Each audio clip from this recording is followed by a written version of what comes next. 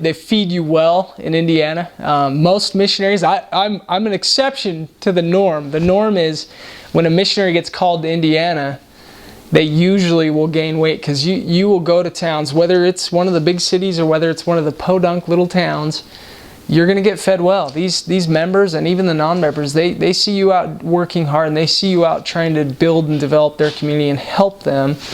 They take care of you. And you get a lot of the starches. So potatoes, oh man, Indiana is a potato heaven. I don't know why they call Idaho the land of like famous potatoes, because I think Indiana, they do shepherd's pie.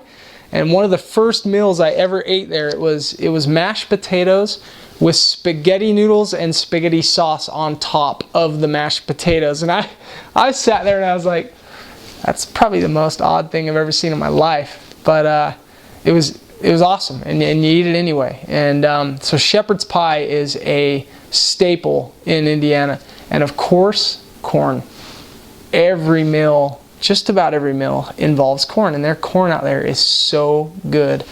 You're going to get, when you get into some of those small towns, you'll get that fresh harvested corn right out there. And it's, you know, whether you like corn or not, you have to try it. And once you try it once, even if you hated corn before you go out there, it is so good.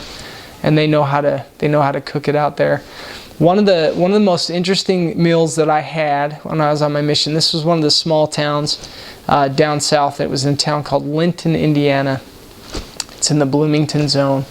And I ate with this family, the Warrens, awesome. And I went into their home, me and my companion, and Sister Warren said, let me make you some food, let me make you a meal.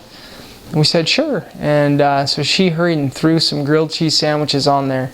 And then as soon as she was done grilling up the grilled cheese sandwiches, she pulled out the raspberry jam from the fridge, and she said, okay, how much jam do you want on your grilled cheese? And I thought, that's the most odd, you know, ketchup on the eggs, I can get used to that, you know, people do that all the time, but jam on your grilled cheese, like what the heck is that? I've never heard of that. So I said to her, I'm like, you know, I'm okay without the jam. I would love to have one of your grilled cheese sandwiches plain. She said, no, you've got to try this, because once you try this, you will never go back to plain grilled cheese.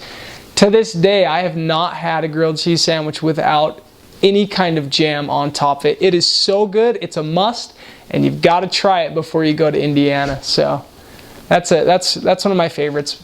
Besides that, it's normal meals. You won't get any roadkill. There's some cockroaches when you get in the smaller towns. You might see a little black thing in your soup, but eat it anyway, because you've got to love the members and care for them anyway. So the Lord will take care of you.